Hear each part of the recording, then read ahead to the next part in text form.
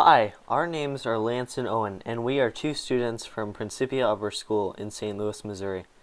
We have conducted and studied cricket frogs. Cricket frogs are a species of Midwest small frogs that mainly live in ponds or creeks. Other frogs eat these cricket frogs because of their size and because they live in the same ecosystem.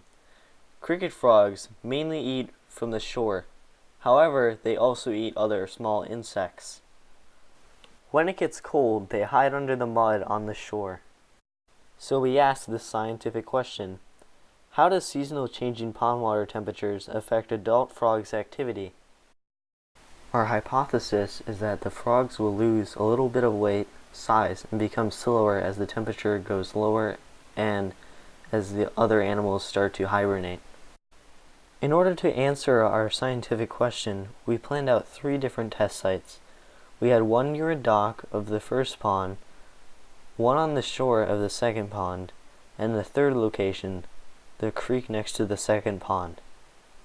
We measured the weight in grams of the cricket frog with a small scale, the length in centimeters with a ruler, the water temperature in all 3 test sites with a thermometer, the weather, frogs seen that day, and the activity of the frogs, like if it seems to be moving more quickly or slowly.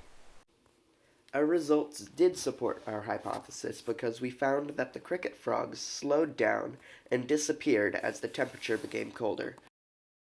We did not end up getting as many tests done on the frogs because the lack of time that we had to get down to the pogs to find frogs, take tests, and get back to not miss the next period of class.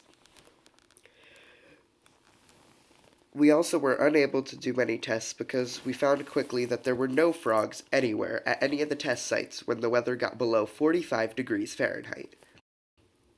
In a result, the lowest temperature of the water was 35 degrees and found no frogs. The warmest water we tested was 58 degrees and we spotted 4 frogs altogether at all 3 locations. I wasn't very surprised on how this experiment went because I thought about how this relates to other animals. For example, over the winter, bears hibernate and slow down as the temperature gets colder. Another question I have is that how does weather like sunny, rainy, cloudy, etc. affect their activity?